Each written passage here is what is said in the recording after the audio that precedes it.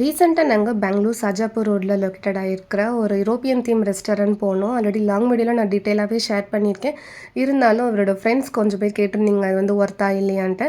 So இந்த வீடியோல அங்க என்னலாம் இருக்குன்னு நம்ம பார்க்கலாம். ஃபர்ஸ்ட் ஆஃப் ஆல் இது ஒரு ரெஸ்டாரண்ட் கிடையாது. ரெஸ்ட்ரோ பார். இங்க எல்லாமே மோஸ்ட்லி பார் செட்டப்ல தான் இருக்கும். இதோட நேம் வந்து ஸ்ட்ரீட் 1522. உள்ள நீங்க என்டர் ஆகுறதுல இருந்து வெளில நீங்க எக்ஸிட் ஆகுற வரைக்குமே ஒவ்வொரு அந்த கார்னருமே அவ்வளோ சூப்பரா எஸ்தெட்டிக்கா ஒரு யூரோப்பியன் தீம்ல பண்ணியிருக்காங்க. அண்ட் மெயினா இங்க 2 பார்ட்டிஷனா பிரிச்சிருக்காங்க. ஒன்று ஸ்மோக்கிங் ஏரியா, நான் ஸ்மோக்கிங் ஏரியான்ட்டு. ஸ்மோக்கிங் ஏரியா தான் ரொம்ப பெருசாக இருக்கும் நான் ஸ்மோக்கிங் ஏரியாவை கம்பேர் பண்ணும்போது.